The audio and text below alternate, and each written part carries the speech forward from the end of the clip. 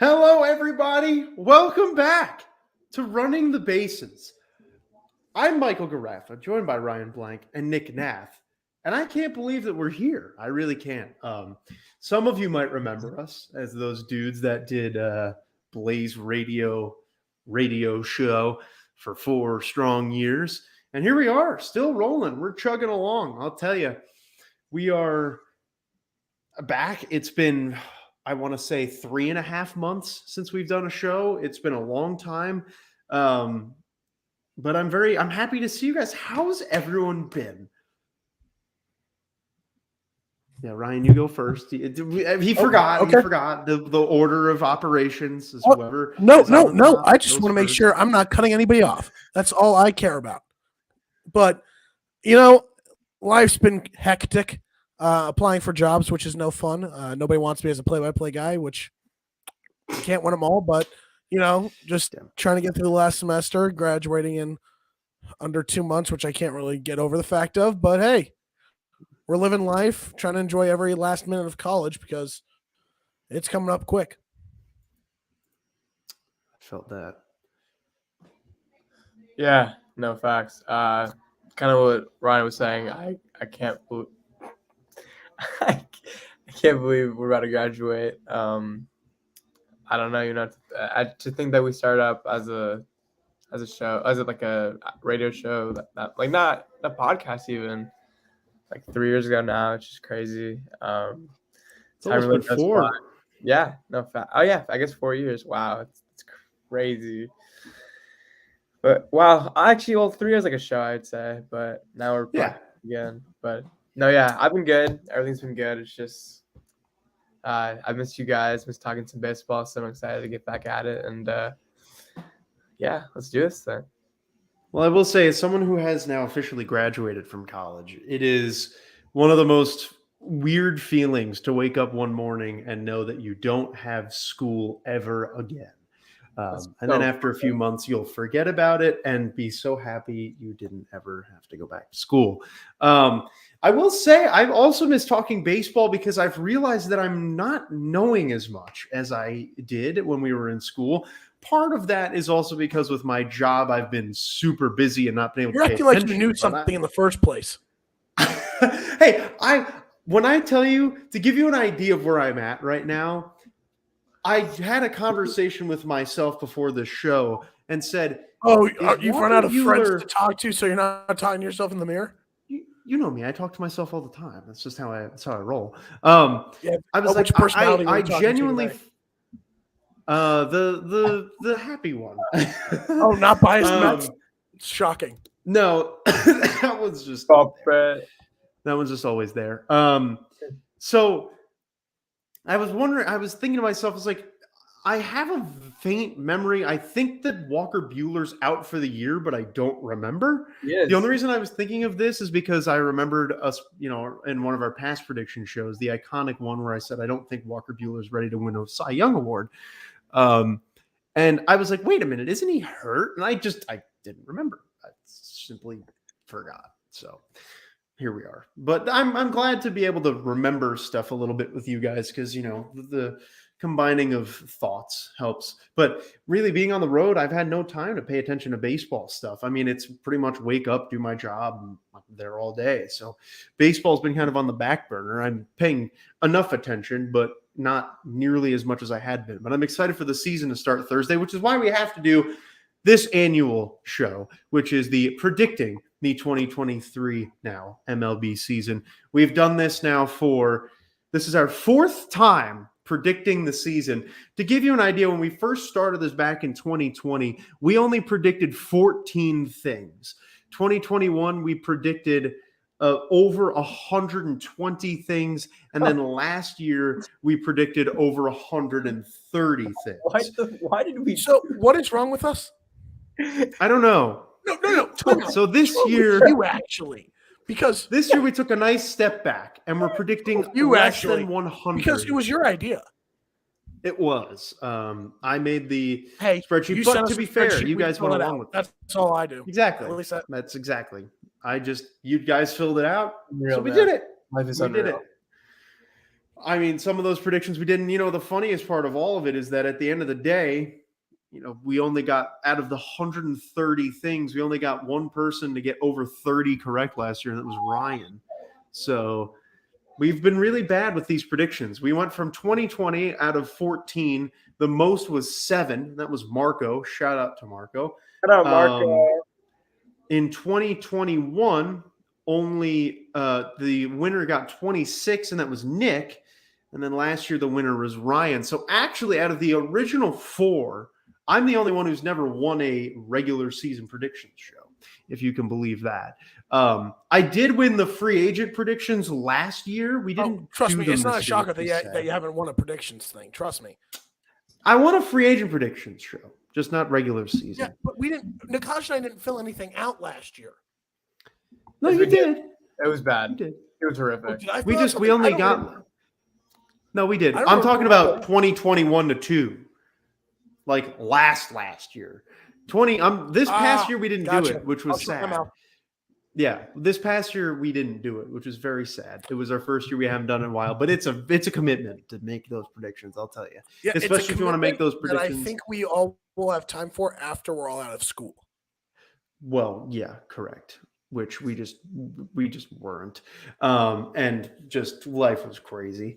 But yeah, I'd say maybe this year we could probably get back to doing that. But at the very least, we are doing this because this is an easy show to do. It's an easy thing to predict. I mean, heck, I just sat down and I predicted these while sitting in the airport for about 10 minutes the other day. And it just cranked them on out because sometimes these predictions, you don't really have to think too hard about them. And some of them, it's like there's no need to, because at the end of the day, the MVP could just as easily be Zach Gallen as it could be Paul Goldschmidt. Like, these things happen.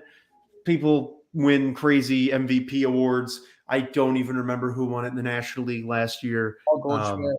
It was Paul Goldschmidt. Wow. See, that just goes to show you.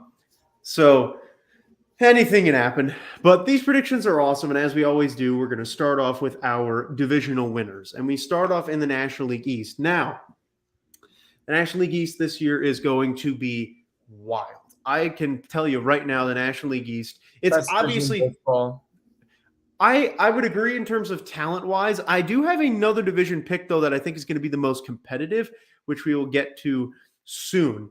But I think in terms of the most entertainment, the National League East by far is going to be the best division in baseball. It's down to the Mets, Braves, and Phillies, without a doubt. I mean, those are your 3 guys. It's the 3-headed monster. The Marlins and Nationals are kind of just going to have to watch from the sidelines and just try and play spoiler a little bit. But the thing is, though, this race, I would say, as of a month ago, was pretty much solidly in the Mets' hands, in my eyes. The Mets had this division locked up. The loss of Edwin Diaz hurt them a lot. It doesn't prevent them from being my pick to win the National League East. I still believe the Mets are significantly better than the Phillies and Braves. They made more additions by far than both teams did this winter. They got a lot better, whereas the Phillies and Braves kind of stayed the same. Not to say that those teams aren't good and they're going to be great teams, but the Mets got better where those 2 teams didn't improve a lot. So I will say my pick being the Mets. Obviously, as a Mets fan, it would be wrong not to pick them. But at the same time, I know that there are definitely things that can stop the Mets this year. The biggest one being Edwin Diaz not being there. And that's a huge wild card. If the Mets closing situation doesn't get sorted, if it doesn't get figured out, then they're definitely not going to be able to win that division. But at the same time, with the team they have, if they have that closer situation locked down, to me, it's in my eyes, it's pretty cut and dry that the Mets are the best team in that division. Ryan, you picked the Phillies. I'm intrigued as to why. I mean, both you and Nick did, so I'll just go with the 2 of you. I want to hear your thoughts. I know the Phillies are a great team. I put them at 2nd, so I'm intrigued to hear why you picked them over the Mets, and then we'll also talk about the Braves after that. I'll be completely honest. I have the Mets in 3rd. I'll be completely honest about that. The Phillies have the best lineup in that division. I don't care. I don't care if they lose Rhys Hoskins. Yes, big loss. Of course it is. But once you get Bryce Harper, they went out and got Trey Turner. Schwarber, Castellanos, Bryce Harper. JT Realmuto. Brandon Marsh is a solid guy lower in the lineup. Like, that is the most complete lineup. I don't care what anybody says. I think the bullpen got better. They've still got a solid duo at the helm of that starting rotation. Of course, it's not the Mets starters of Verlander and Scherzer, but still, Aaron Nola, Zach Wheeler. That's still top tier. I think the Phillies are the best team in this division. If they can get everything to gel and mesh together, that team could win 100 games. Yeah, for me, it's really simple. I mean, I will say I made these predictions before Rhys Hoskins went down, but for me, it doesn't really change much. But the loss of Rhys Hoskins will hurt a little bit, but I don't know. I just feel like the WBC kind of foreshadowed a little bit of this like Philly entree that we're kind of been seeing this past couple of years. I mean, Blank was literally at my house watching the game, and it was literally the Phillies had 3 and the U.S. had 4. It was ridiculous. Trey hit that solo. No, sorry, what was the final score? 4-2 or something like that? I don't know. Well, both of our home runs were scored by Phillies, Schwarber and Trey Turner. And I just feel like the addition of Trey Turner this year is going to do so much for them. I mean, once they get Harper, the fact that they're not putting Harper in the 60-day IL either is just gives Philly fans so much hope that they'll get him back before June and maybe like middle of June. And then from there, the sky's the limit. They don't, in my opinion, they don't have their ace starting on opening day, Zach Wheeler.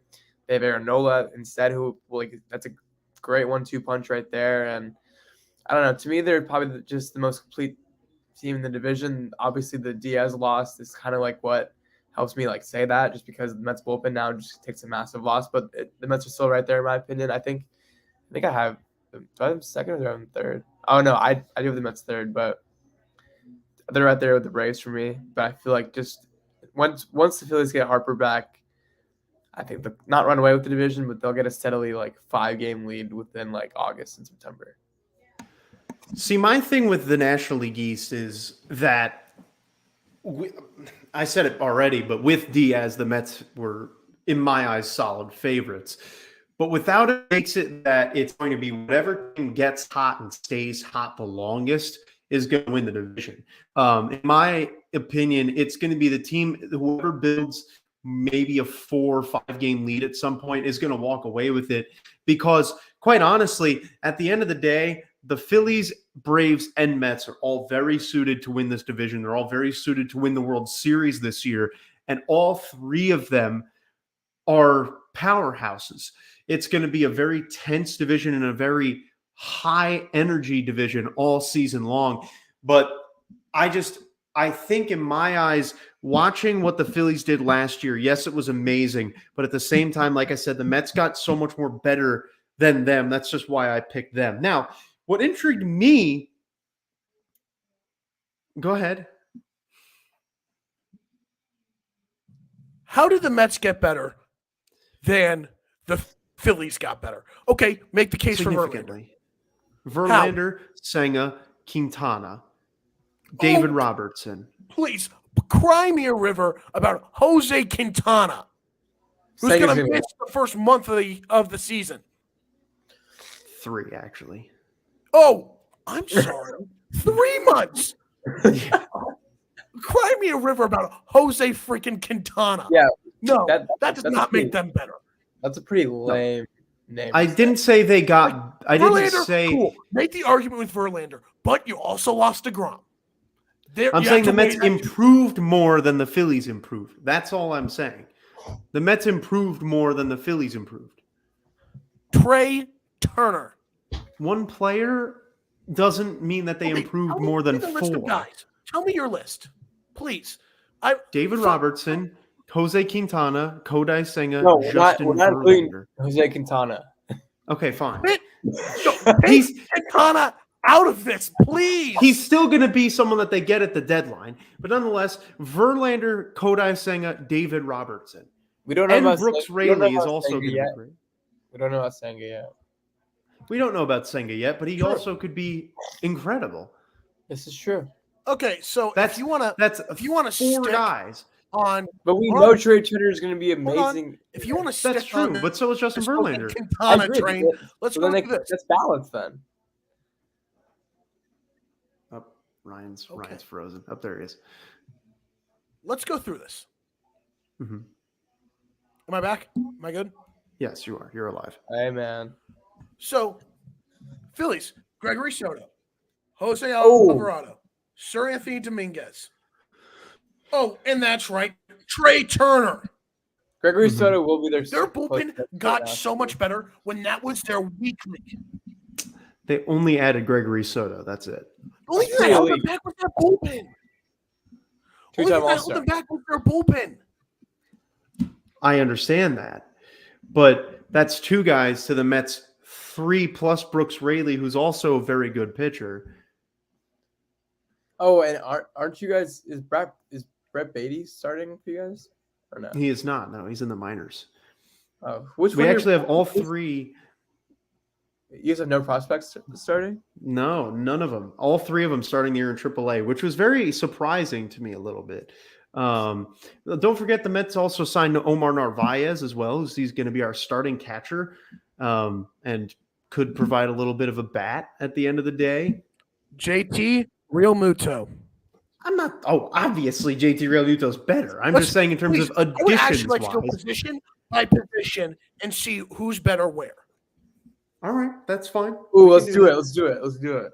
Catcher's easily the Phillies. Absolutely. Yeah. Catcher. So that's 1 for the Phillies. First base, because even with Rhys Hoskins, it's Pete Alonso. So the Mets get that one. Wow. Thank you. All right. Second base. Is Turner going to be at short? Second base will give the Mets.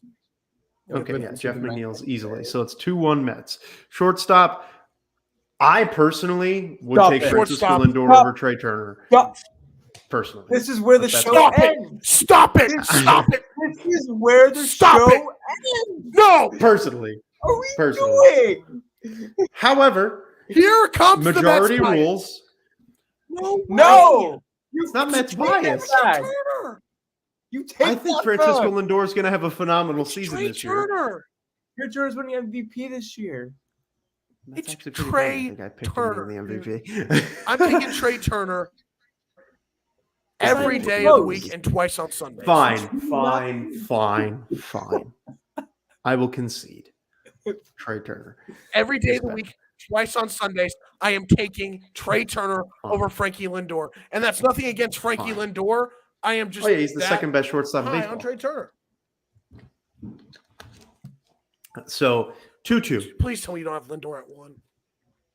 No, I said Lindor's the second best shortstop in baseball. Third base. Mets have Eduardo Escobar at third. Braves have I think Trey Turner was. Alec Bohm is better than Eduardo Escobar. Alec Bohm is not better than Eduardo Escobar. I'm sorry. What are we doing right now? Let's go third base. We already have third. We are. I think Ryan's a little behind. Yeah, it is closer than you think. It is closer than you think. If Alec Bohm has a year like this, that second half of the season, I am taking Alec Bohm over Eduardo Escobar. However, where's the however in there? That got frozen in. Majority rules. Alec Bohm. Wow, Ryan's internet's really crushing it here. Hold on. I'm switching my Wi-Fi. It's okay. It's just the normal story. It's always like this. It's always Nick and I are great, and we're just waiting for Ryan to unfreeze. And it's just the classic. It's iconic. We couldn't have a show without Ryan freezing. We just couldn't. It wouldn't be the same. He's currently in the middle of switching his Wi-Fi. Okay, you are back hear me now. Yes. Okay. So what do we decide on third base? I want to make sure we're right. Well, I wanted to see if you had a however for Eduardo Escobar, because in my opinion, Eduardo Escobar is better than Alec Bohm. No, here's the thing. Who will be more consistent? I'll probably say Eduardo Escobar. But if I am going to take the peaks of where each of them are, Alec Bohm easily. And I think Alec Bohm started putting it together last year, and I think he's going to have a really good year. I think by the end of the year, he could be top 10 third baseman level. Seriously. All right. That's fair. That's fine. I'm going to say Alec Bohm. 3-2. Makes it 3-2 Phillies. Left field, Mets have Mark Canha. The Phillies have Kyle Schwarber? Schwarber might move to first, though, is the thing. Schwarber's going to be the DH. Hold on. I genuinely have to look at the roster. Brandon Marsh. It's hard because you don't know what the Phillies are doing at first base yet, which makes it a lot more difficult. But at the same time, I mean, when Harper gets back, he'll be the DH. Yeah. Left field is pretty much Brandon Marsh. Okay, we'll say Brandon Marsh for now. No, I think Brandon Marsh is a center fielder. Who's going to be in center? Jake Cave. Jake Cave. Regardless, no matter Marsh what. is your center fielder. Well, who's playing him? Oh, okay, so Castellanos and Wright, obviously. Castellanos and Wright, yeah. Right. I would say right now, they probably are going to have some combination of Marsh, Schwarber, and Castellanos in the outfield, and then they'll probably throw Stott at the DH, if I had to guess, or Bohm at the DH and put Stott at third, just because I think you'd rather have that outfield is bad beyond Schwarber, Castellanos, and Cave. It is pretty bad. Or beyond Marsh, Schwarber, and Castellanos, because Cave and Guthrie are your backups, and that's just not good. So for the Phillies right now, I would say tentatively, let's operate under the guise of Brandon Marsh in center, Kyle Schwarber in left, and Castellanos at DH. Yeah, right. No. Castellanos right. Harper's not going to be back. He's going to be back hitting before he's back throwing and fielding. So, Marsh and left, Mark Hanna, Marsh. I'd leave it up to you guys. I don't really have a preference. I love Mark Hanna. No, Marsh is going to. No, you said Mark Hanna's in left. Marsh is going to be in center fielder. Center. Sorry. Yeah. Schwarber. Sorry. Then it's Schwarber, Canna, which is obviously Schwarber. Yeah. And then Marte and Marsh is obviously Marte. No, Nimmo is actually going to be in center. Marte's in right. So Nimmo's in center. I'll still take Nimmo over Marsh. Yeah, I would say Nimmo over Marsh. And then we go to right field. Marte over Castellanos? We go all – okay, here's the question is, when Harper comes back, he's probably going to go to right. So well, debatable. He killed it in the DH spot last year, albeit he was hurt, but still. But Castellanos is a really crappy defender, so he's a terrible defender. Are we basing it off of when Harper's fully healthy and playing in the outfield, or who's going to start there? This is a season thing, so I'd say combine the two into one.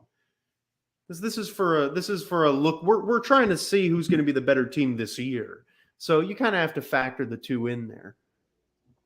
Well, Harper's on the 60-day IL, so I would say go with Harper being in the lineup. Harper over Marte. And that's not even close. Yeah, no, I agree with you on that one. So I would take Marte over Castellanos because Castellanos is a terrible defender. Past years has been very inconsistent on offense. Yeah, I'd agree. So that's 5-3, bringing us to the DH spot, which we'll give to the Mets at the moment because we don't know what the heck their DH is going to look like. Well, DH start. Okay. So how about this? We'll put Harper in right and Castellanos at DH. Because that's what's going to be. Okay, fair. So you've got Danny Burgers against Vic Castellanos, which is Castellanos. It goes Castellanos. So it's 6-3. However, there's starting pitching.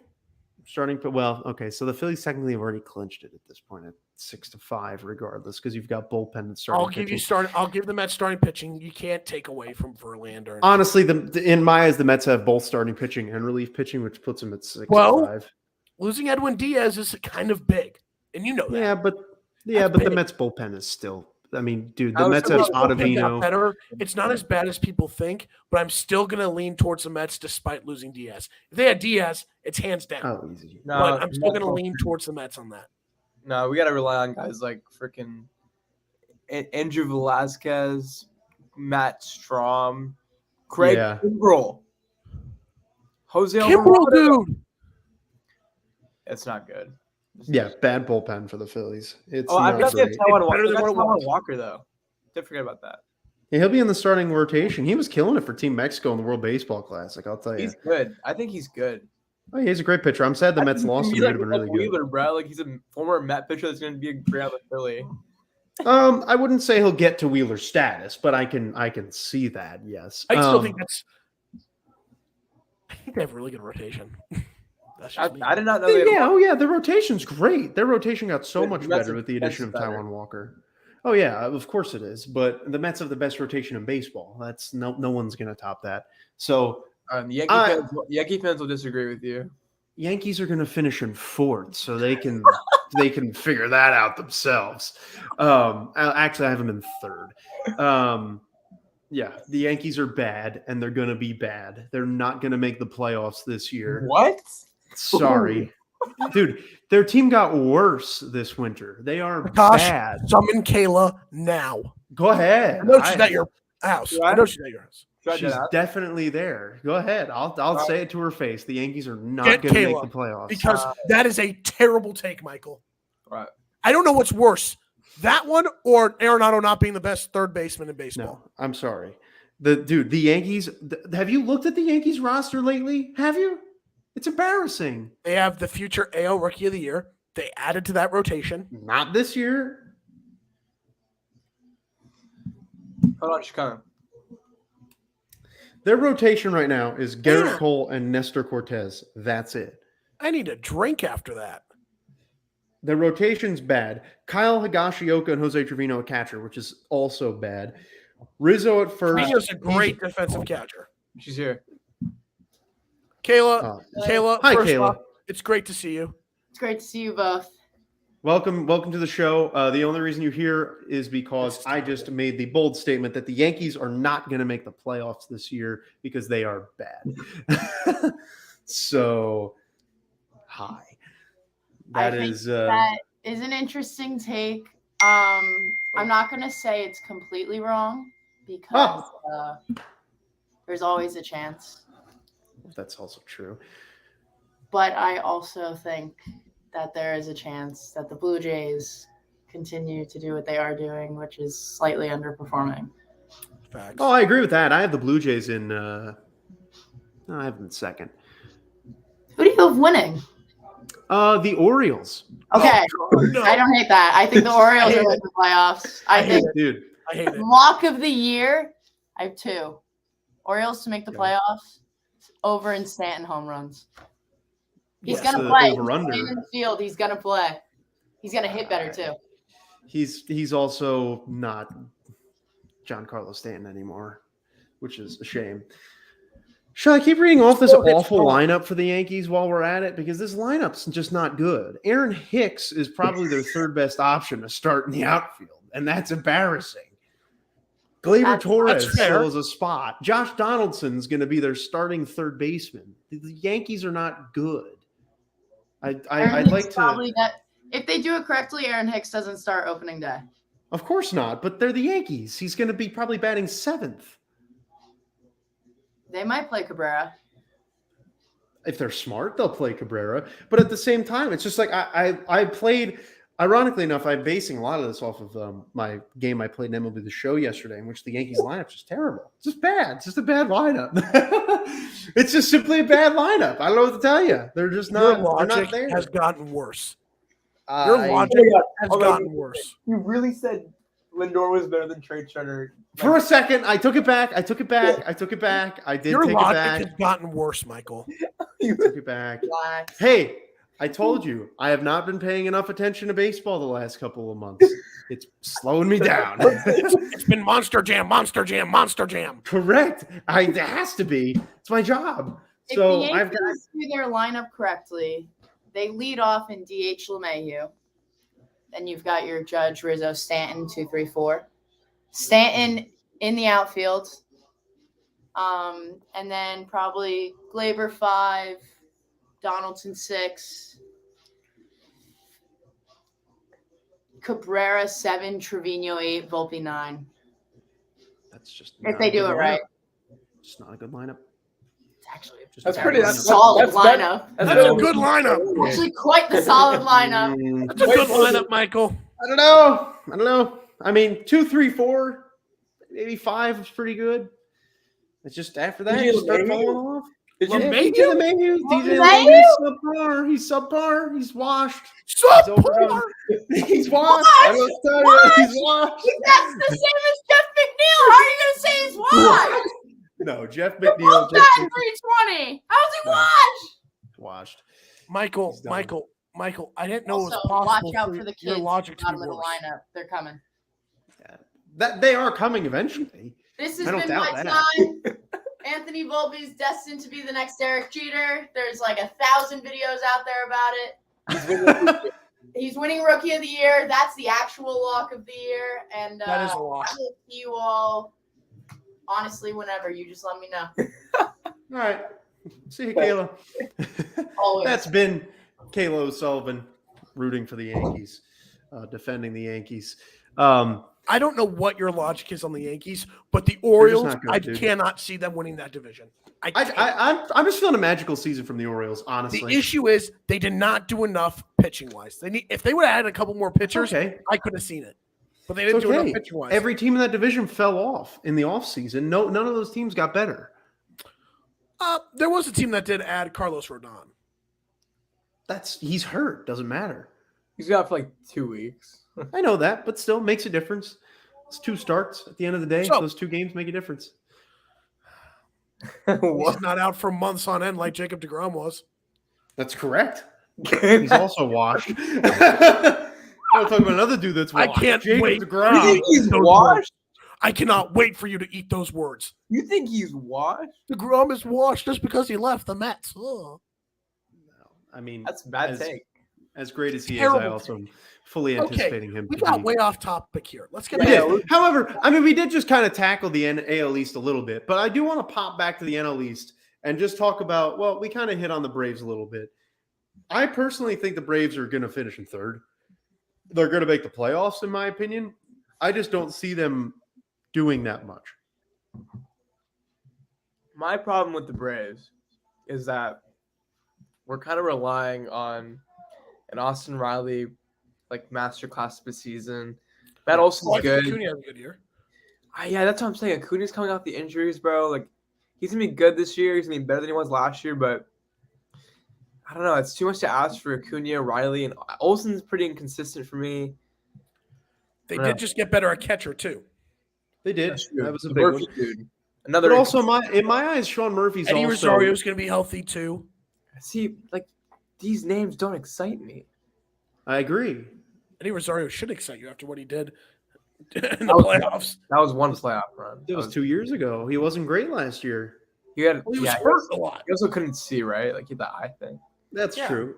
He's going to be healthy. So expecting improved. Okay, I guess you know what? I'm so wrong. I totally forgot about Michael Harris and Vaughn Grisham. Those guys are studs. Those guys. I love them as well. They're great players, but at the same time, you never know what's going to happen in the second season for a rookie. Yeah, no, I forgot about Ozzie Albies. Yeah, I'm low-key wrong. The loss of Swanson does hurt, but Vaughn Grisham's going to be perfect. It does, but if Vaughn Grisham lives up to the hype, he was so good last year. He was so good in the playoffs. Might not matter. Yeah, you're right. No, yeah, the Braves are going to be good. They're dangerous. I think once the Braves enter the playoffs, they're as good as any team. Because Spencer Strider's also, I think, a top-tier Cy Young candidate this year too. I agree with that.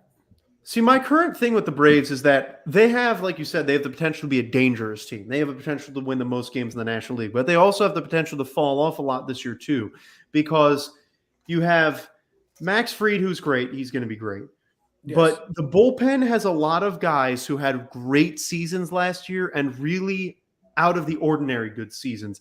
Colin McHugh had the best season of his career last year. Who knows if he's going to keep that up? Raisel Iglesias, similar thing. He had been great, but last year he had some signs that he wasn't going to be the same guy. AJ Minter had a horrible year last year. Kirby Yates is also in that bullpen coming off missing an entire season. That's really it for that bullpen. That bullpen looks weak as can be right now. Oh, Jimenez. That's really good. That's a really good signing.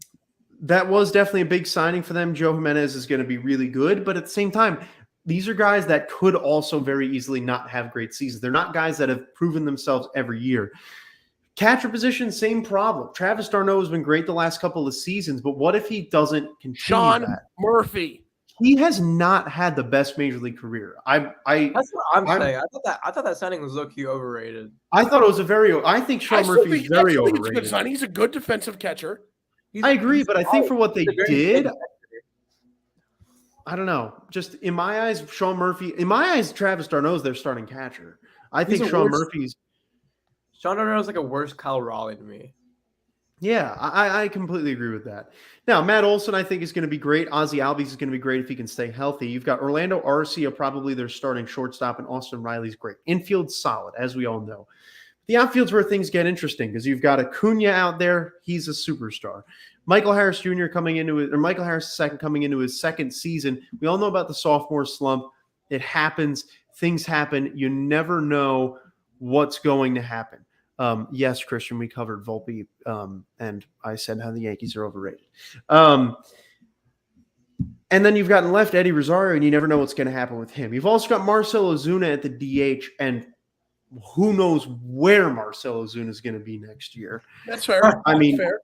But so it's a lot of wild cards. They have the ability to be amazing. I'm not denying that. But at the same time, they also have the ability to really struggle. I think they float more than they sink. That's all I'm going to say. They're going to float. They're going to float.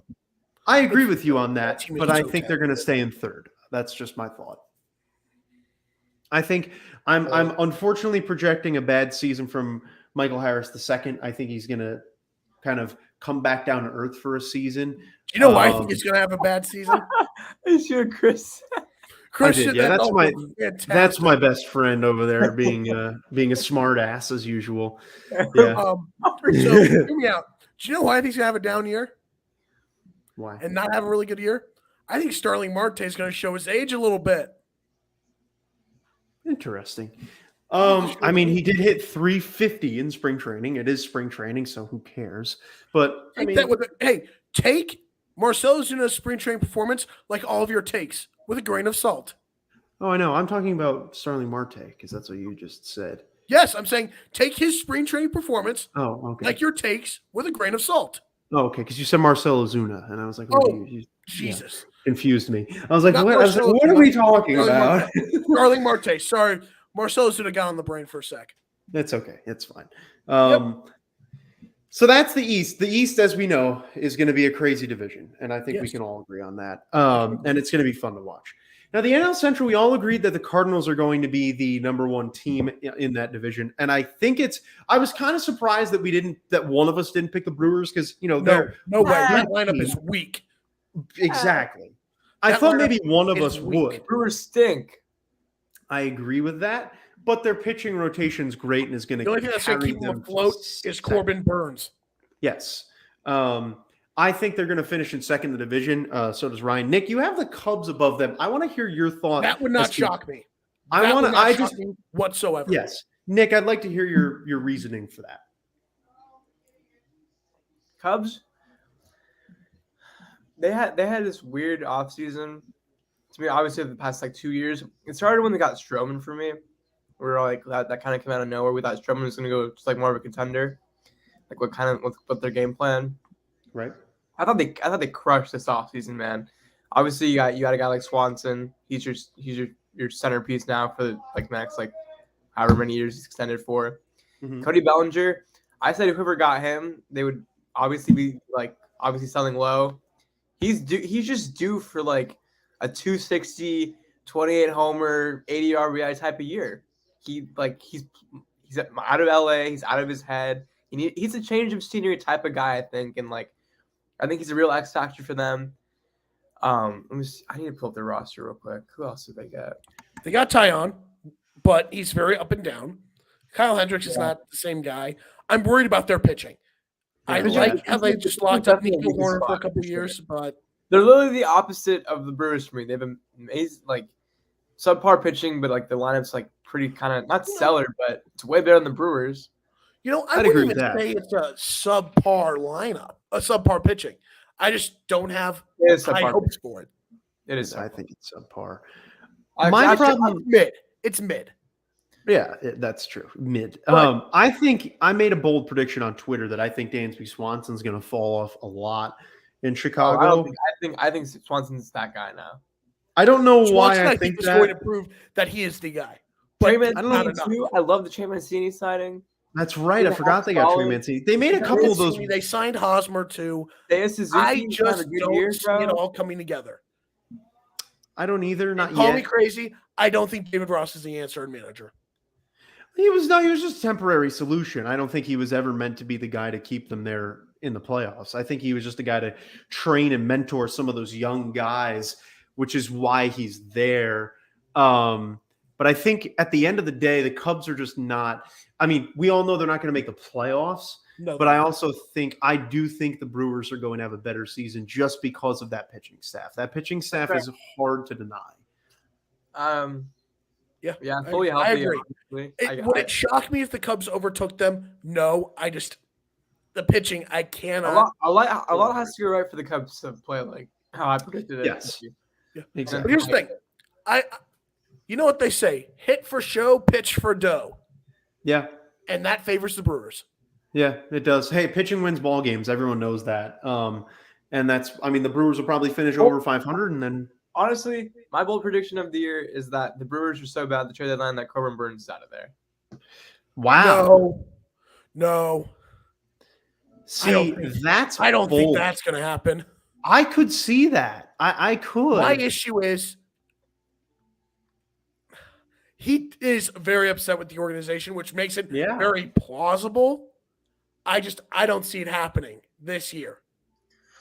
Because they think they still have a team that can make a run in the postseason because they have a really good pitching staff. That's true. That's the only reason why I see that. If it's next year, I can see it. They would have to tank really heavily in order for that to happen. But at the same time, that lineup sucks so bad, it could happen. It really could. If the Brewers want any chance, very atrocious. If the Brewers want any chance of making the playoffs, they're going to need Christian Yelich to go back to being vintage Yelich. I don't think they're going to get like 280. Yeah. They need a lot of things to happen in order for them to make the playoffs. Infield. What is their infield? It's just bad. Bad. It's bad. Very bad. But yeah, that's the Central. NL West, we all agreed completely on the NL West, which really, really doesn't. It surprises me a little bit because why the Padres obviously are the better team. They got so much better. But I thought that one of you was going to just stick with the Dodgers train, and I thought it was going to be Ryan. I thought you were going to stick with the Dodgers train. Explain to me why you think that. Because the Dodgers, they're the Dodgers. I just feel like it wouldn't shock me if they won the division again. It wouldn't. Oh, it would not shock me if they won the division again, and it also would not shock me in any case if this is like a 1-2 game difference. Oh yeah, like the Giants and Dodgers. The Dodgers have a lot going against them. No Buehler. Gonsolin's hurt still. Don't know when he's coming back. I don't know about May yet. Yeah. You don't know May is still coming off Tommy John. Avid Lux was supposed to take that huge leap and be that shortstop, which is what we all wanted, sadly, towards ACL. Yep. Again, they still have Miguel Rojas. I think he'll be serviceable, but there is so much going against this Dodgers team. And I don't think that it'll be enough to get past the Padres in the division. I'd agree. Call me crazy right now. But it wouldn't be I can't say it. No, say it. I'm gonna say it. I'm gonna say it. I'm gonna say it. It wouldn't shock me, man, if we're looking in like September and we see the D-backs in second. I think Torey Lovello is a candidate for manager of the year. I don't know. I've watched Torey that team is young. That team is good. This team is buzzing, bro. I would be more excited about the D-backs and the Suns at this point, bro. I mean, I agree. The future is bright for the D-backs. I've been saying that for a little while now. I don't think that's crazy. Because dog, Alec Thomas, dog. They still have Andrew Jones that almost went yard today. I saw. Yeah, he did. Yeah, just missed. Zach Gallen is that guy. My issue is I don't know if you can trust the pitching outside of him. Yeah, and even Merrill Kelly, maybe. Merrill Kelly. We saw that in WBC. He's god awful. Yes, that's my issue with the Diamondbacks. I think the lineup is going to be really good. Yeah, me too. And I think the defense is going to be good, but the pitching is what really worries me. Yeah, that's why I think they're going to get third. If they had a good starting rotation, went out and got a good starter, add a couple more pieces in the bullpen, that team could easily give the Dodgers a real run for their money for second place. But I still think that there's still a little bit of a discrepancy between those two teams. Plus, I think the D-backs just have to develop a little bit more, which comes with MLB experience. I'm not giving betting advice. I don't endorse gambling. But if I were to pick like a wagon this year in baseball, I would certainly look at the D-backs because they're going to get disrespected heavily by. Oh, of course they are, because they're really young. Mm-hmm.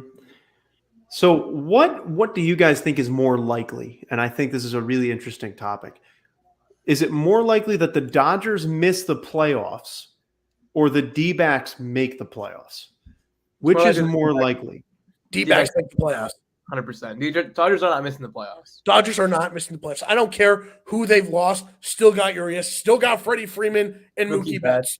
That team is not missing the playoffs.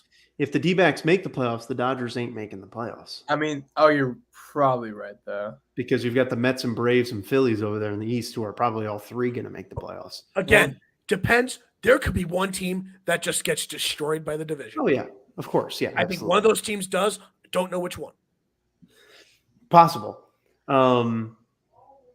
Yeah, interesting. NL West is going to be, ironically enough, this is the first time every year it seems to be there's a clear-cut answer as to who's going to win the division. I never thought that we would get to a point where it was going to change this quickly from the Dodgers to the Padres, but it did. Now, the AL East, we were talking about it before, so I don't want to spend tons of time on it. I said it. I think the Orioles are going to win. Winners. We do. We all have very different divisions as well. Where Ryan has the Rays finishing in third. Yeah, Ryan. Yeah, well, the Red Sox suck. We all have the Orioles in very different spots. No one else has them above 3. I have them at 1. And the reason why I have that is I'm picking a really similar reason to the D-backs. It's a young core that has a lot of energy and that potential to be so great. And because of that, I think they're going to have a magical season, just like the Mariners did last year. While the Mariners didn't have it all the way, I just think that the Orioles are going to shock a lot of people. I think we're going to see another disappointing season from the Blue Jays. Not disappointing enough that they don't make the playoffs, but disappointing.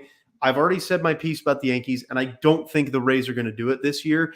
The Rays, look, we say it every year. The Rays team doesn't look good, but this is the worst Rays team we've seen in maybe 10 years. It's bad. This Rays team is not good.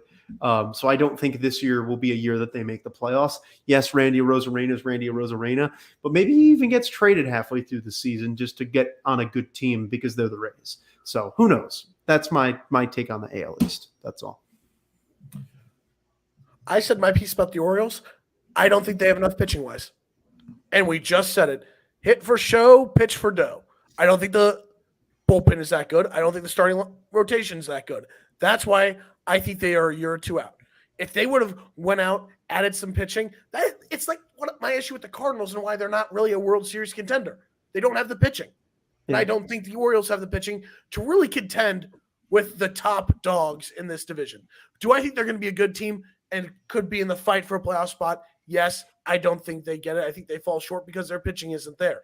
Blue Jays, I think John Schneider is going to lead that team to the playoffs. They're going to be a wild card team. I think the Yankees are going to win this division. I like what they did. Replace Taillon with Carlos Rodon, which boost. I don't care if he's out for the first 2 weeks. Bullpen is still an issue, but I think he'll be fine. Lineup is better than you think, Michael. You saying that's a bad lineup is a very bold take.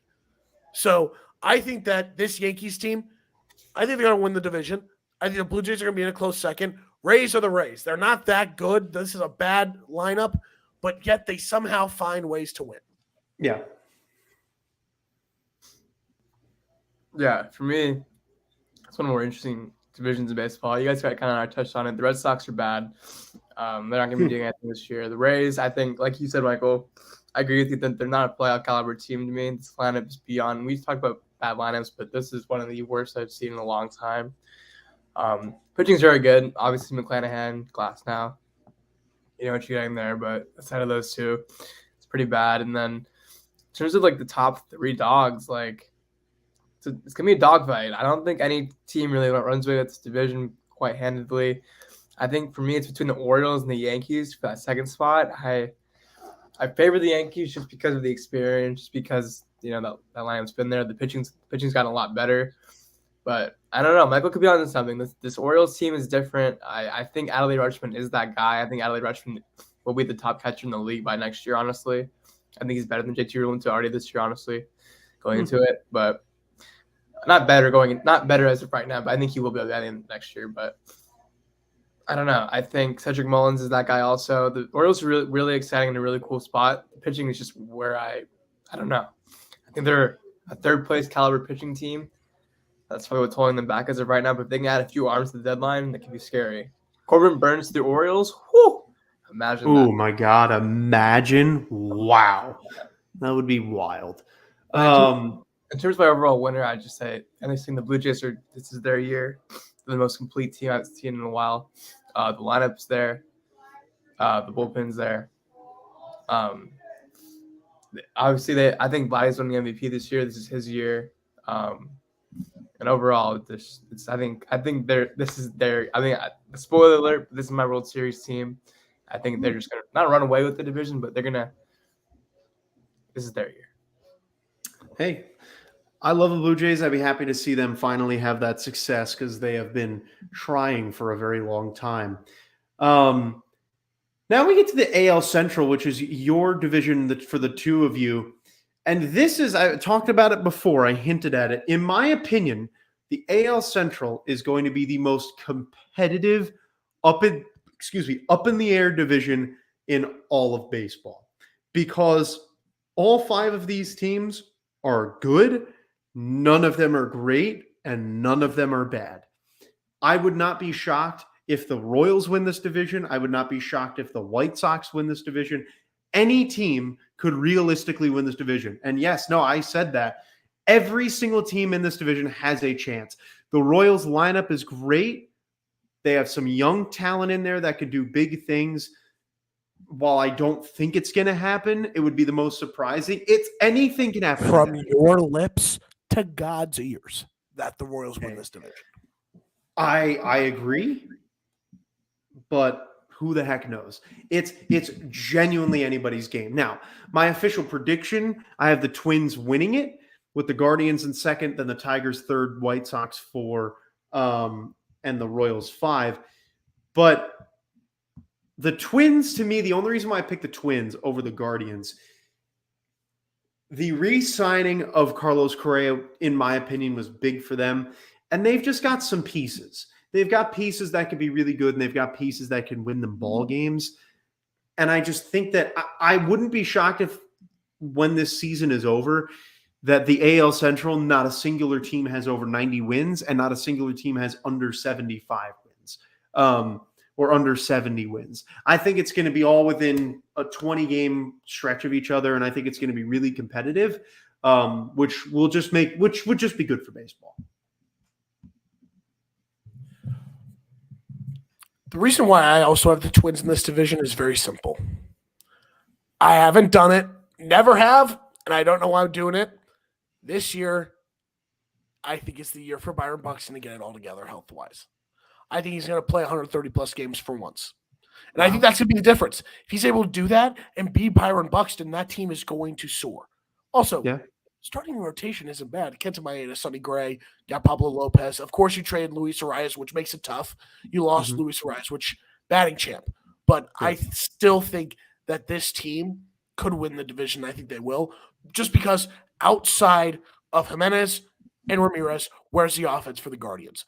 You will never doubt the pitching, ever. Or you got arguably have a top 2-3 closer in the game in Emmanuel Clase. Got Tristan McKenzie, Shane Bieber. Never going to doubt the pitching. I'm doubting that offense. And if the offense can get together and they can string together runs, they're not going to be the most powerful team. They'll kill you with small ball. And guess what? Small ball wins championships. Just look at the 2015 Royals. So if they could get that piece going, really connect well and use small ball to manufacture a lot of runs, I could see them winning the division. Again, I think it's between them two. But I favor the Twins, especially after getting Correa back. Okay. I'm going to take the White Sox third for one reason. And mainly, I think the duo of Lance Lynn and Dylan Cease is right where you need it. It's enough. It's enough to keep you afloat, and it's enough to keep you in the conversation for a playoff spot. That's all it is. Think the team's overrated. I've said it since last year. I'll continue to say it. The team's overrated. They're not going to win the division. Yeah. It's just the way it is. Fourth, I have the Tigers. I was so close to putting the Royals in fourth because I see a brighter future for the Royals, seeing more guys shine through for the Royals than the Tigers. That's nothing against the Tigers at all. Just I see more in the Royals. And again, you could say I'm biased. I can tell you guys that I think are going to show out. Reason I have the Royals in fifth, it's very simple. New manager, very new coaching staff, and quite frankly, for the Royals to get where they want to go, they need another young pitcher to step up. I don't know if I see it this year. Chris Bubich has looked solid. Daniel Lynch has looked solid. Lynch is hurt, though, to start the year. He's only going to miss the first couple of weeks as of right now, but I'm still very nervous that that could linger. So I'm not all in on Daniel Lynch right now just because of the injury. Again, he showed flashes last year being really good.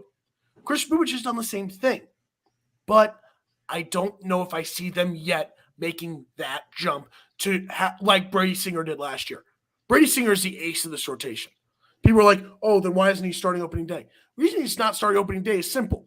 WBC, where he got 2 1/3 innings pitched, that's it. Yeah.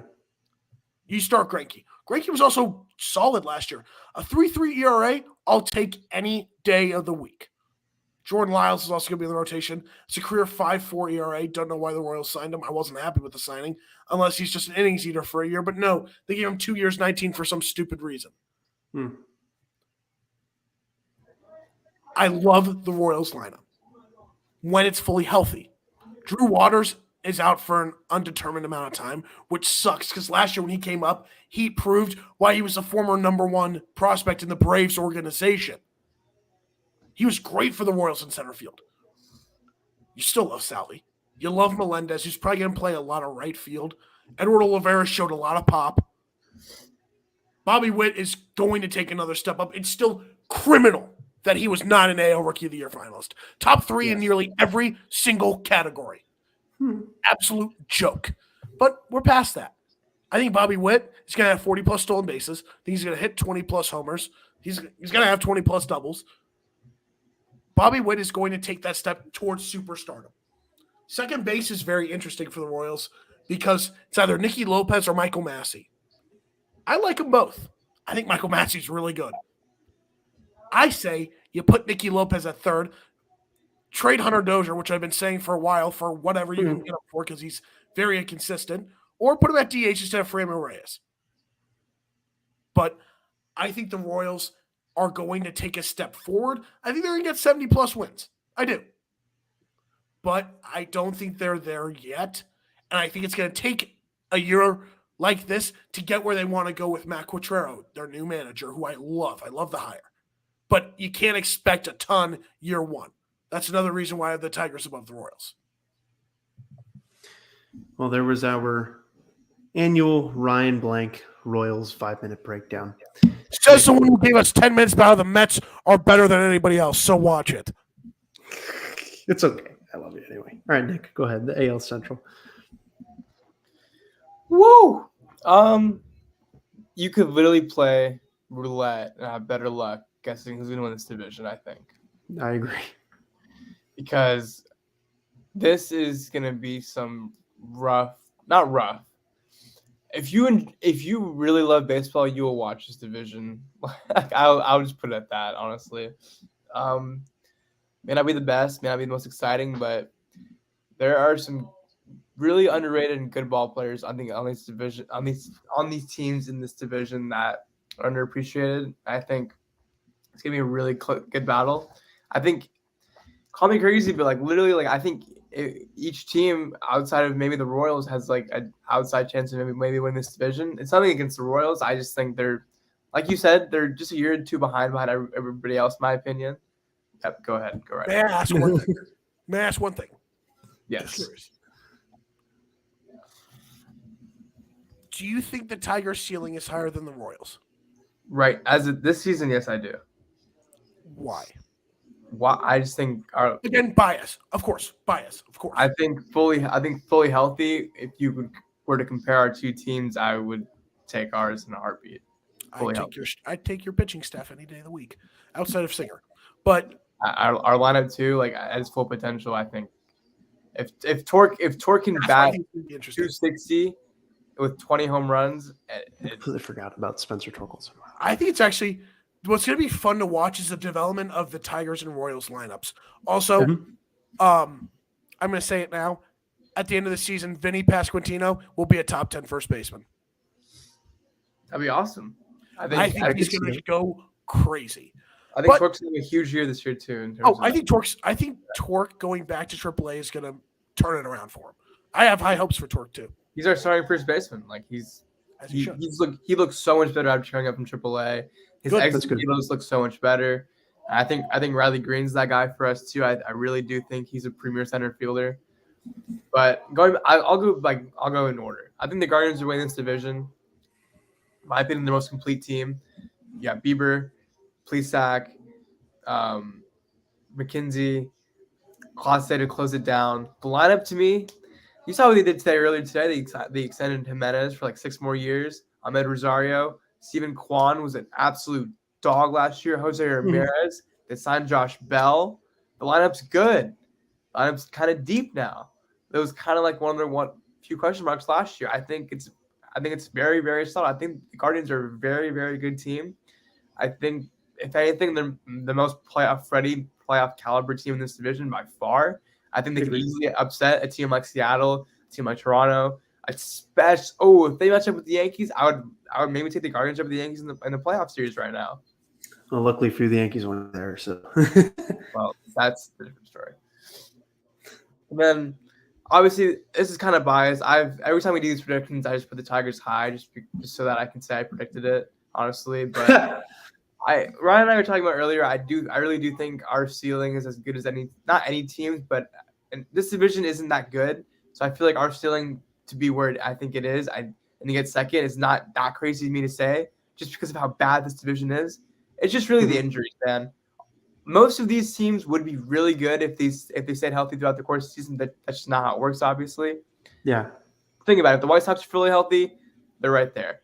If Twins are fully healthy, they're right there. That's why I have the Twins 4, because I completely disagree with Ryan. I think Byron Buxton's going to miss the year this. I hate to like put that energy out there, but I just don't. You can't trust that guy to stay healthy.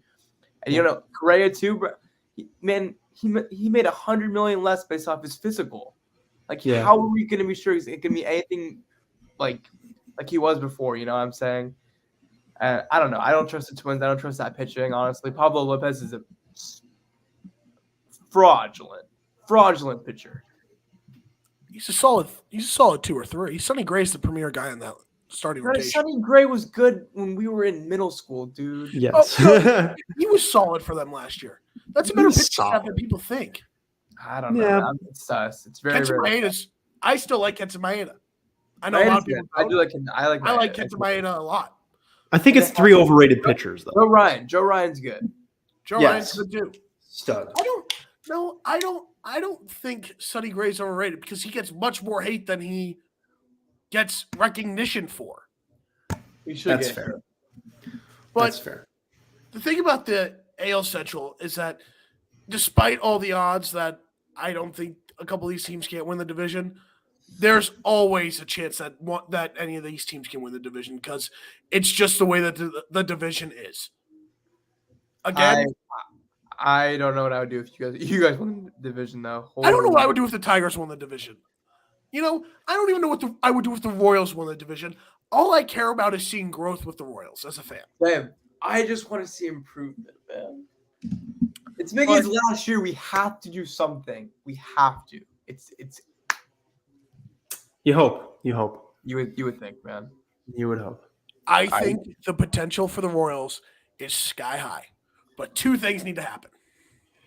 One, you need a couple guys to really step up in the lineup outside of Bobby Witt and Salvador Perez.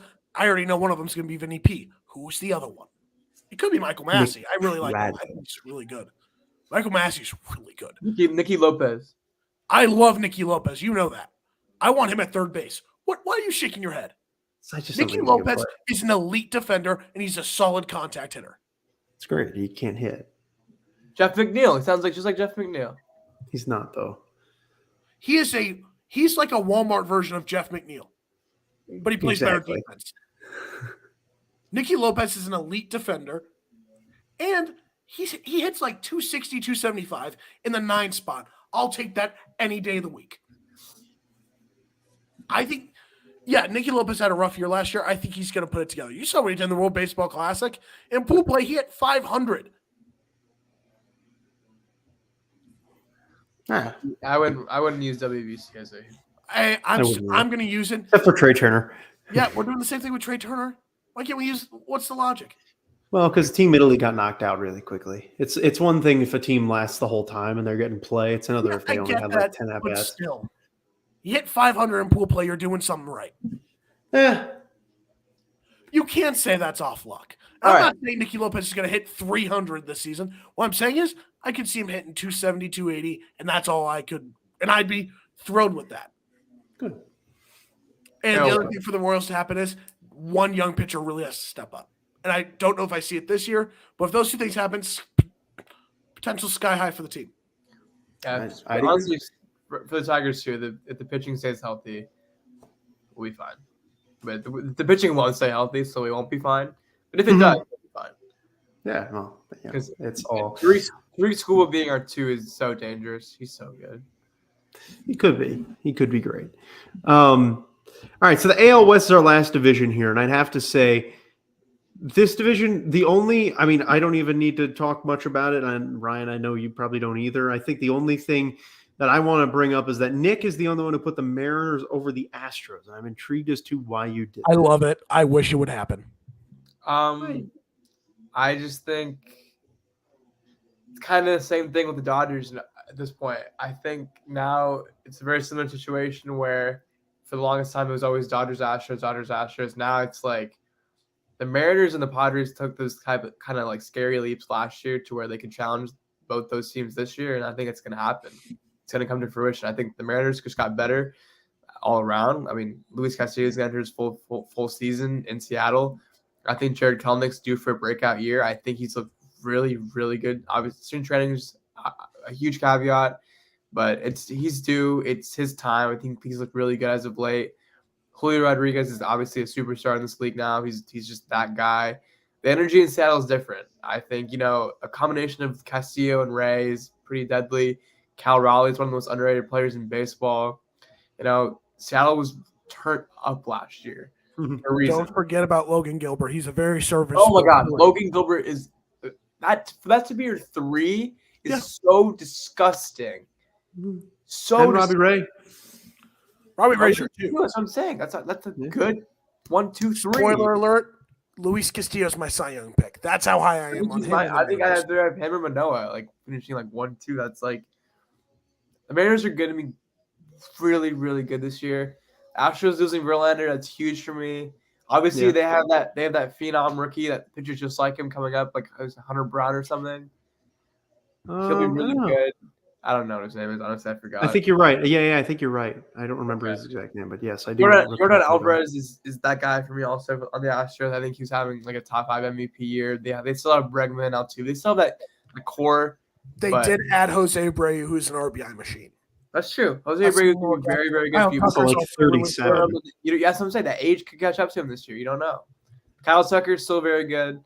Jeremy Pena, World Series MVP. They're batting 8th. He's going to be outstanding. Simple stuff. But I don't know. I just want to see a change in scenery, honestly. And I think the Mariners can do it this year. I think it'll be close, but I can't see the Astros losing that division.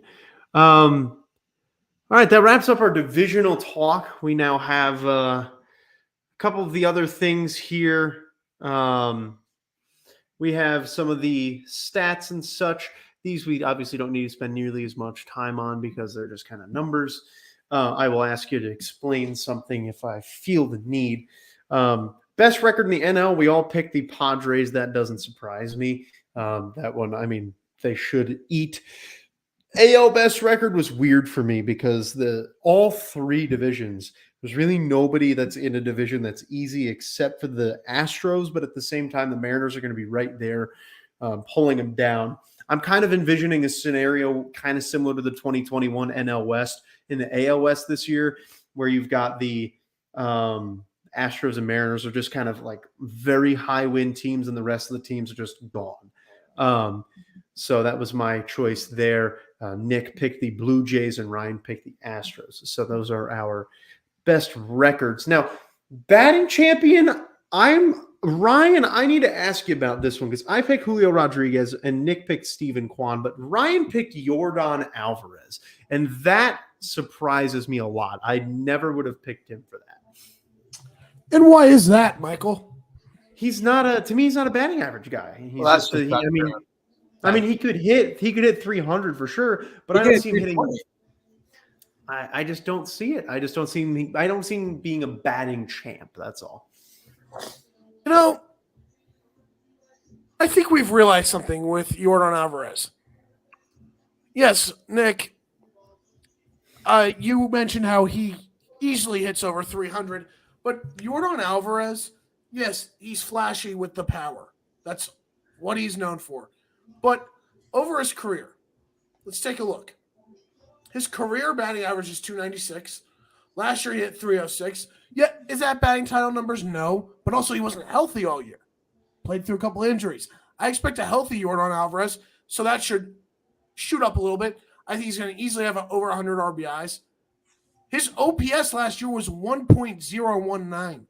He's going to hit a lot of homers, and he's going to be a guy that has to drive in runs, especially if that age starts to hit Jose Abreu, which I don't think it will this year, but it easily could. He's going to have to be that guy to bring in runs, and he's proven that he can be that guy. He can hit for contact, and he can hit for power. I have a very hefty year in store for Yordan Alvarez.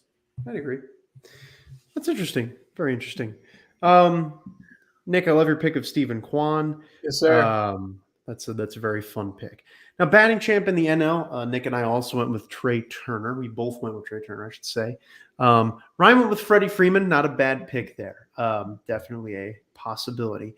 Home run king in the AL. All three of us disagreed on this one. I went with Mike Trout. I think Mike Trout's going to have a killer year.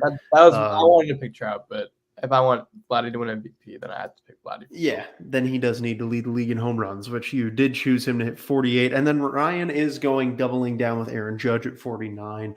I think that is not a bad pick. I just didn't like. I picked Judge last year. I think it's going to happen again. I think Aaron Judge is not going to hit 60 home runs, but he is still going to be Aaron Judge. Yeah, King of the I'd short agree with that. King of the short. Yeah, of course. He's going to hit at least 25 home runs at Yankee Stadium. Oh, of course. Might hit 30. So no, I don't count those. It's okay. No. He's gonna do it. Again, I like Trout a lot. I expect a big year from Trout. I almost picked him. I just think Aaron Judge is gonna repeat. Just because last year he bet on himself. This year he has to prove that he was really worth that money despite the age. Hey, all power to him. Home run king in the National League. I went with Manny Machado here. I went really on a limb. I don't know why, but I was feeling the Manny Machado. I got Paul Goldschmidt right. Oh, no, it wasn't Paul Goldschmidt last year. I picked Paul Goldschmidt last year, and he won the MVP. I don't know why I'm feeling a Manny Machado deal this year in the National League, but I am. I went with 47 home runs for him. Nick went a low number at 38. He went with Juan Soto, and then Ryan went with Pete Alonso, which I will firmly shake your hand. If that ends up happening, I would be very thrilled. You're going to want to shake my hand after he does. So I will. Here's the thing. Last year, his power was not as great as we've usually seen throughout the course of the season because there were stretches where he really struggled. But yet, he hit 40 home runs. 6 less than Kyle Schwarber, who was incredible at the plate last year. I think he's still going to be up there in the NL.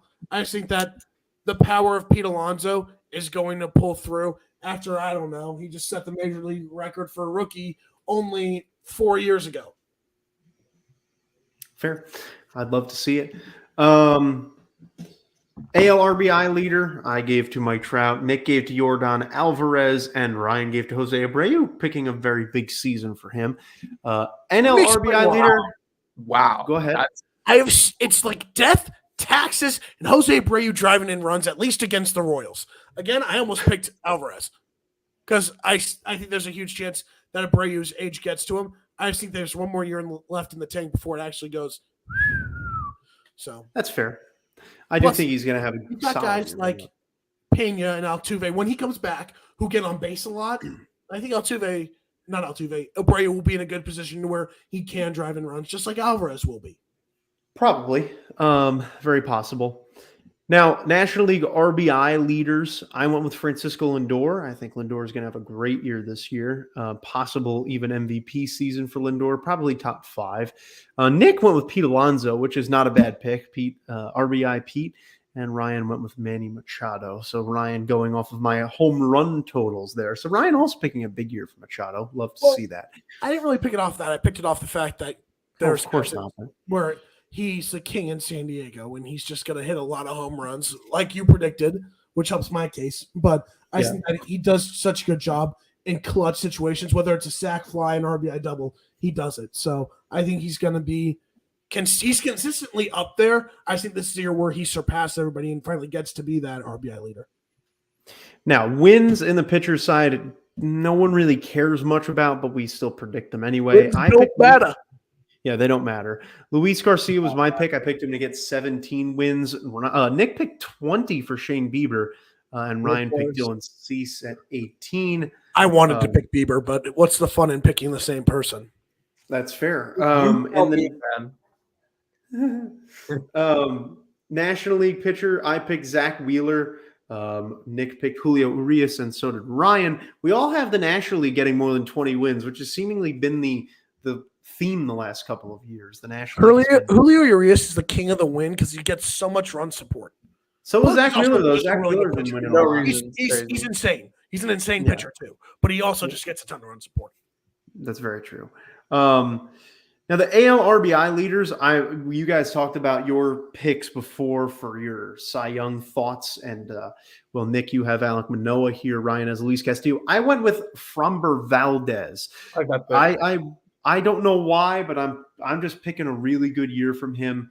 For some reason, I think this is going to be a big anchor in that rotation I have. I love this Astros rotation. I really do. I mean, I've got Garcia with the most wins and Valdez with the best RBI. I see them picking up the slack now that Verlander is gone. I really am seeing a great year from them. So whoever ends up shining in that rotation, I think the top 2 are both going to be great. Now the NL ERA leader is the first one out of all of these awards or the leaders that I'm going to ask one of you to explain. And that's Nick's pick of Zach Gallen. Now, both I love it, but I'm intrigued by it. Well, I mean, I did talk about earlier how, I wouldn't be shocked if the D-backs in August or September were a game and a half or 2 out of second place in that division. And that is literally because of their MVP and their workhorse ace, Zach Gallen. If the D-backs are anywhere close to that second spot in the division, Zach Gallen could be in the MVP conversation. Because at that point, I would expect him to carry that rotation, which we talked about earlier, is pretty subpar, in a lineup that we don't know what we're going to get out of. Wouldn't be surprised if Zach Gallen went out this year and won 18-3 with literally that year. I have right there 2.22. Like I do think he's that guy. Last year he was just so good against such good competition. I mean, he made the Padres and Dodgers look like the Rockies at times last year. Like it was unbelievable. He has the stuff to lead the league in ERA this year. I really do think that. It's very possible. I would be very excited to be able to watch that firsthand.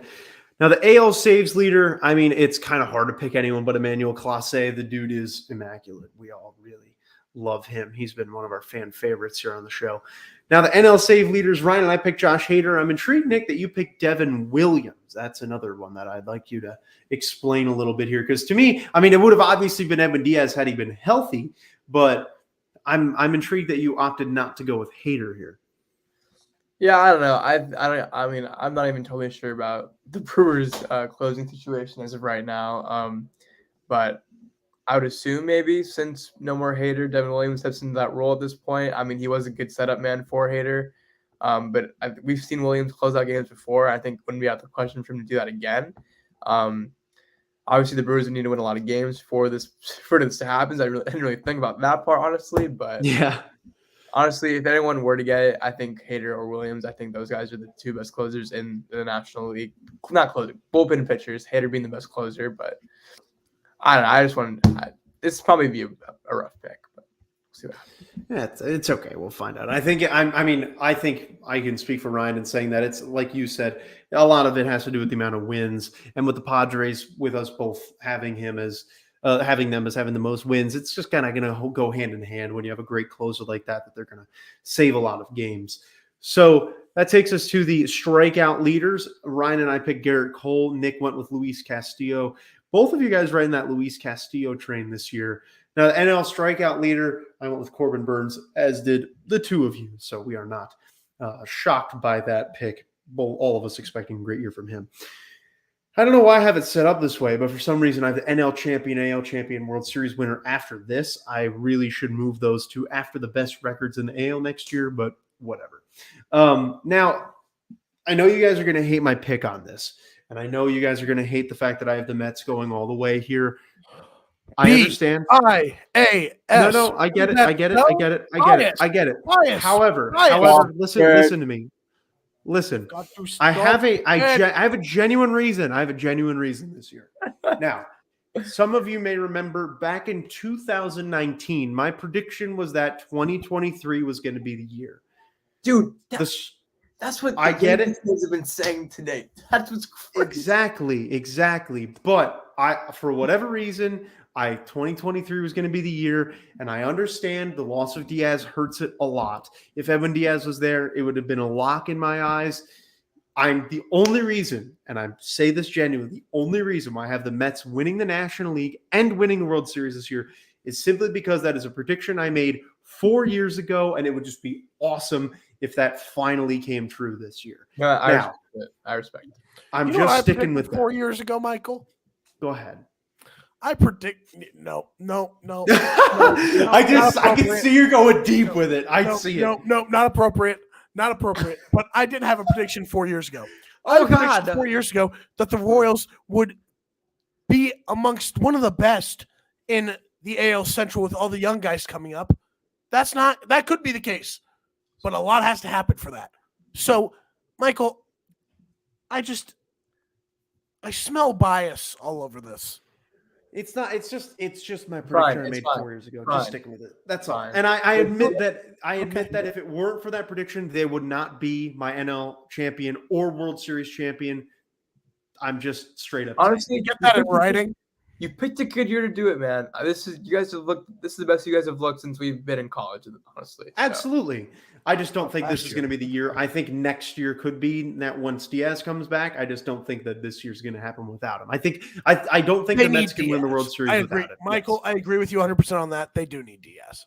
Now, if he comes back, let's say in the end of September, beginning of October, and he's there for the playoffs, it's a real possibility. But that's kind of pushing need to have that. It is, absolutely. Also, we all have the same NL MVP. Also, we do. There is one thing that I learned from my brother after he tore his ACL. It takes roughly a year to feel 100%. Yeah. It takes 2 years mentally to feel 100%. Absolutely. Because I remember when Eric's been he and I have talked about it. He said it's scary getting back to competition because you can't fully trust it yet. Right. So that's scary. That's part of it with Diaz. That's going to be part of it. So we might not be the same guy at first, but Diaz is Diaz. Even if he's not same guy as last year, he's still a really good closer. Yeah. We will see how that happens next year. But that's the explanation for my picks, at least, just so that you don't hate me for it, because it's not biased just from that. So Nick picked the Padres. Michael, we would never hate you for your bias. We love making fun of you for your bias. Of course. Nick picked the Padres. Not a bad pick. They are probably my realistic pick. And Ryan picked the Phillies. Now, where I really am starting to lose my mind here is Ryan picking the Yankees as the AL champion. Let me explain, because I know what you said earlier. Gosh, I know. It pains me to say it. I couldn't say the Astros because I couldn't agree with Michael. I really like the Blue Jays. I really do. But I think they don't have enough playoff experience. If there's any year I can feel confident about the Yankees getting over the hump, it's this year. They got revived. They beefed up the rotation. Bullpen's not the best, but again, it's going to be teams like the Phillies and the Yankees who are going to be going after bullpen guys at the deadline, like every year. But I still like the lineup. once those young guys come up and provide a nice boost, bye-bye Isaiah Kiner-Falefa, bye-bye Josh Donaldson. I really like this team. I think DJ LeMahieu is going to have a bounce-back year. I love how they start their lineup. LeMahieu, Stanton, Judge, Rizzo. I don't know if that's going to be like the full-fledged case, but those four, dangerous to start a lineup. Volpe at the bottom, dangerous. Trevino's not a terrible hitter. He's really in there for his defense, and his defense is worth it. I don't know.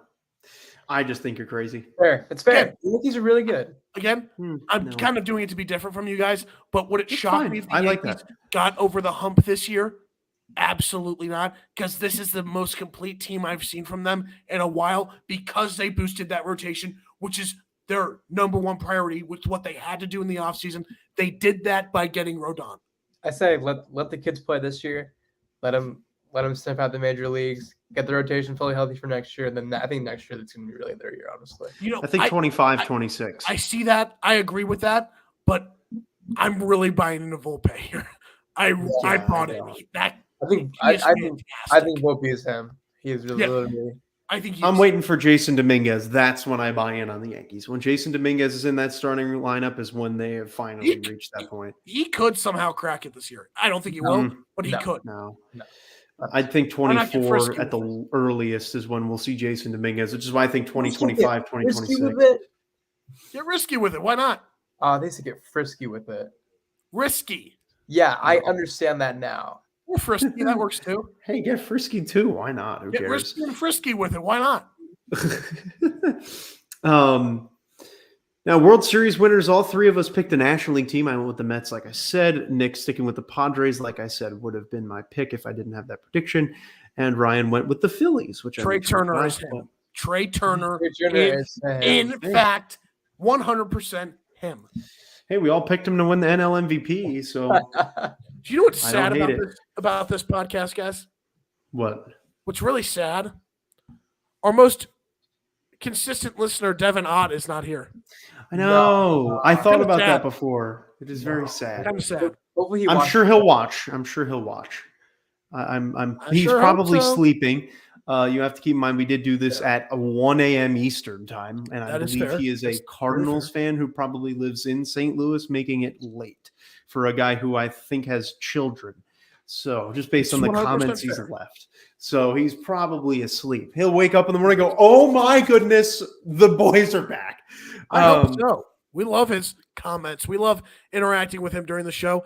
I think we need to interact with Christian more, but you won't do it because he's going after the Mets. I interact with him all Christian, the time. I love the comments. Poverty franchise. He's definitely not. He comes in because he sees me post a link somewhere, likes to make fun of me for 2 seconds and leaves. He doesn't even like baseball. So I just love it. It's hilarious. Kind of funny. He's just one of them. Now, AL MVP, I went with Mike Trout. I think this is the Mike Trout show again. Now, Ryan went with Shohei Ohtani, which is also a phenomenal pick. And probably, honestly, looking at it now, I actually think it's a better pick. But let me explain the big reason.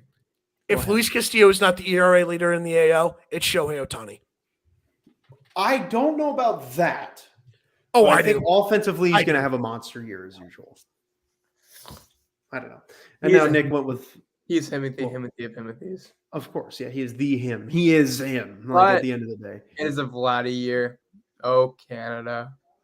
Oh, Canada. Oh, Canada. No, I thought that last year, and he struggled. I thought it 2 years. Compared to what he did in 2021. That's how good he is. Compared to 2021, he struggled. Wait, fair. Hold on. He was still really good. 274, 32 home runs, 97 RBIs. That's solid. That's still a good year. That's when you know. That's when you know a player's about to win MVP when they do that the year before, and you say they struggled though. The vision. But I'm saying he struggled compared to 2021, which indeed is a fact. That's 2021 was 48 in 2021. Yes, I know. Yeah, that's elite. That was elite. So much. You know who also tied with him, right? Salvi. You know who led the league in RBIs that year? Salvi. Thank you. Salvi.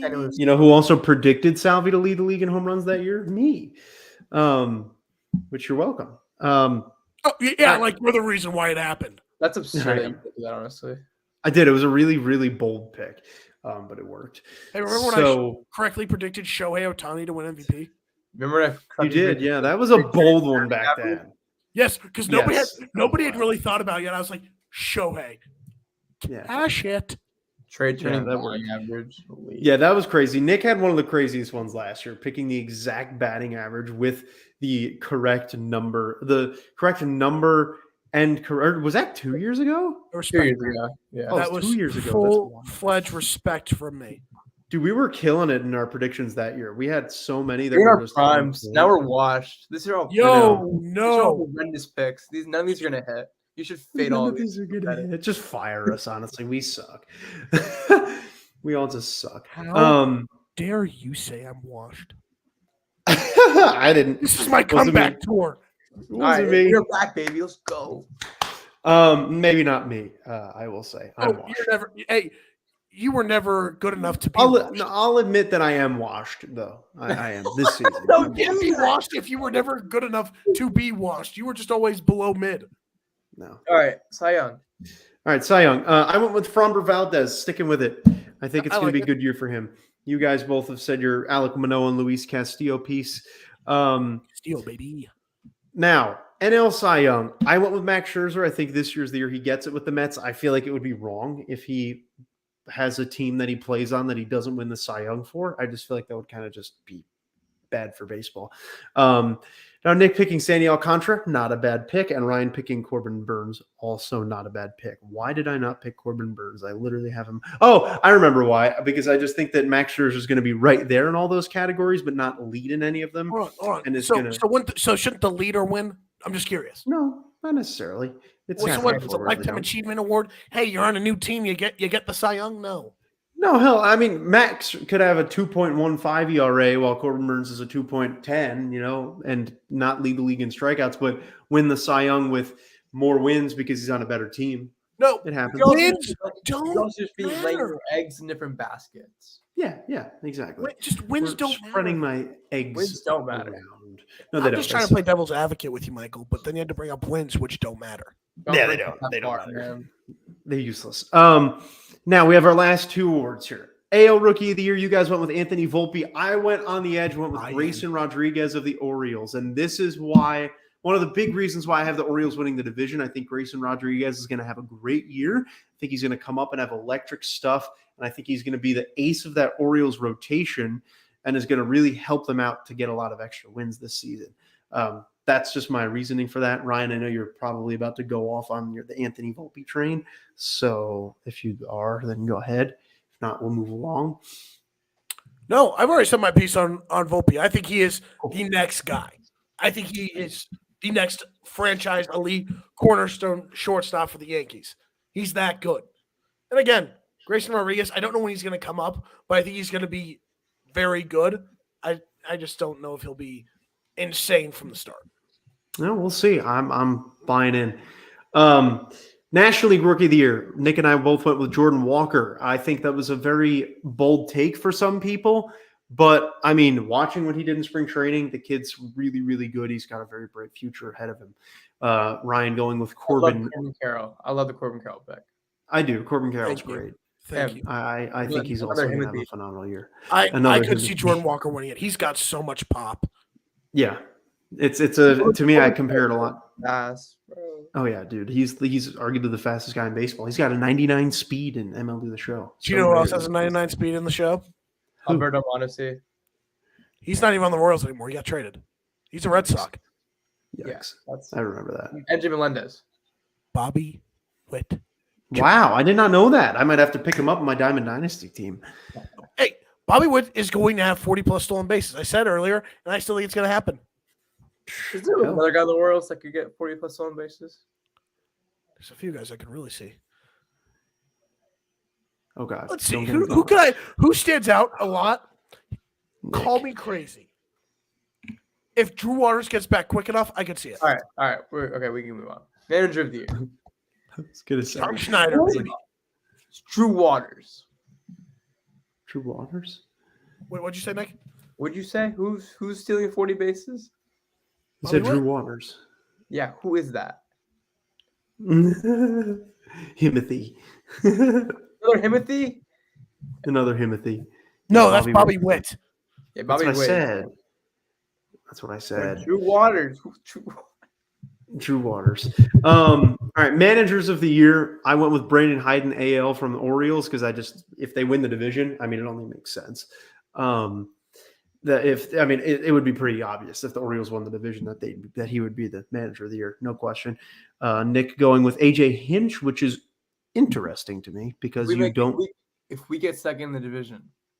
I completely forgot that he's the Tigers manager. I forgot that he's not the Astros manager. Dusty Baker's with the Astros, buddy.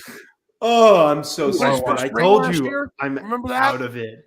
I'm washed this season. Or you just never knew much. Dude, I'm telling you, my brain's just not in it. It's just not in it right now for baseball. I get it. When you're so knee deep in Monster Jam, that's all you can think about. It's correct. That's literally all I can think about. And then NL Manager of the Year, Nick and I go with my pick. Melvin. Yeah, you said John Schneider. You announced it before I even said AL Manager of the Year. I did do that. You said John Schneider. 46-28 last year after he took over for Charlie Montoyo. John Schneider is the guy for the Blue Jays. They get second in that division and get the top wildcard spot. I see it. Yes, What? Nick. What, Nakash? Don't look at me like that. What, Nakash?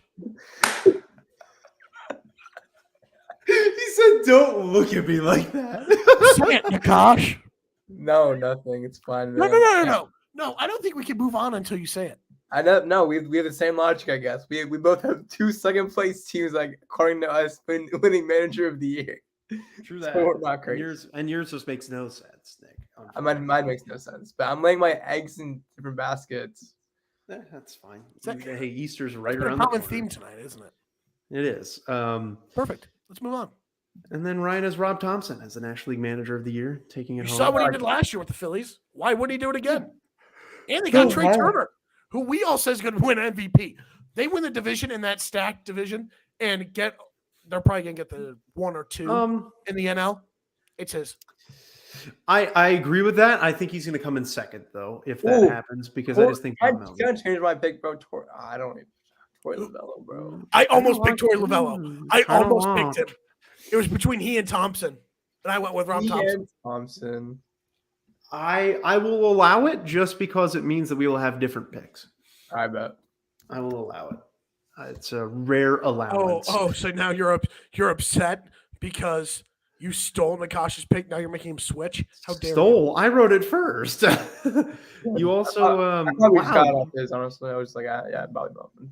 Nick. I'm sorry to put you on blast. I need to point out how poorly you just spelled Torey Lovullo. Why do you have to do that? Why do you have to do that?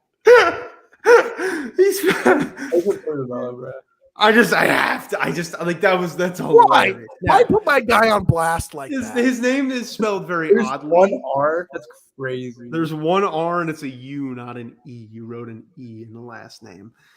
It is Torey Lovullo. To be fair, his last name is not the. It's spelled very weirdly. It's spelled like Lovullo, but it's Lovullo. Lovullo, yeah. I get it. I just find it hilarious. I just can't believe you had to put my boy on blast like that. I had to. I'm Torey Lovullo, folks. If you guys can spell it in one try, first try, I give you credit. All right, cool. I'll just go ahead and do it for you then. I did it. You didn't. You didn't change it on my screen. Yeah, I don't see the change either. There it is. Yeah, I changed it. God damn it. I changed it. Yeah, Michael, you put it with one L first. You messed up too. What do you mean? I thought it was only one L. Wait, how many L? Hold on. There's 2. Emacs managers. I don't want to type it in. Oh my God, it is 2. You're the only one that knows how to spell his name. So we can't give me that much flack, right? We just can't. Oh my gosh. No, How about that, absolutely Nick? not. How about that, Nick? Both of us. I made fun of you and then I spelled it wrong. And I work for the damn team. Oh, that's embarrassing. That's embarrassing. Oh well. Whatever. Yeah, it's okay. Next thing we know, you get a phone call after this. Michael, don't know how to spell his name. You're fired. You're fired. I-R-E-D. You're fired. You got Fired. Donald Trump. You're fired. You're fired. Wow. Well, that'll do it, guys. That was a fun hour and 40 minutes. I had a blast, as we always do. I shouldn't have expected it to be an hour. I do miss Marco, but Marco's very, very busy. We need Marco back. Angels is. I'm not saying full time, but if he can get on a show, I want him back. Here and there, yeah, maybe. Can we bring Spencer on for a show? Yeah, sure. We can bring Spencer on for a show. I have no problem with that. Just wait till next week. Well, next week I don't know if we're doing a show. That's not why I'm saying just wait till next week. Nakash knows why. Oh yeah, we're playing softball, huh? It's going to be a beat down. The national championship's also on Monday though, so I don't know what we're gonna do about that. We'll figure it out. Monday. That's when I'll be home on Monday. We will figure it out, Nakash, because we are not forfeiting that game. No way. You tell me, man. Throwback to when we wanted to have a basketball team and we didn't. Huh? Yeah. Throwback to when we had a basketball team. We wanted to have a basketball team and just didn't. I didn't even play this year. Neither did I. None of us did. Only sport I've played is softball. Yeah, we won. Guess what? Hey, we got that ring. Guess what? We about to add another. We about to add another ring. Nice. Downtown doesn't count though. Mickey Mouse. Which one? Mickey Mouse. The downtown one. It counts. Yeah. Wait, there's a downtown softball league now? Yeah. No, there's always been that way. There's been Tempe and downtown. Always has been. Oh. So you just decided to join the downtown league to kick everyone's ass because no one downtown can play softball? That's smart. Pretty much. Plus, we want to play again. You guys probably went undefeated, didn't you? We also we're 1-0 right now. It just started last night. Oh, it just started? Mm-hmm. Wow. We won Tempe last month. Wow, that's interesting that it's starting at such a different time. Oh, well, that's exciting. Yeah, different session, you know. That's interesting. Yeah, that makes sense, to be fair. All right, well, yes, sir. That was a blast, everyone. We'll reconvene again at some time in the near future. Thank you guys so much for listening to Predicting the 2023 Major League Baseball Season, Running the Bases podcast again. It was all great to see you so much, everyone. Great to see all of you again. We will see you all in the next one.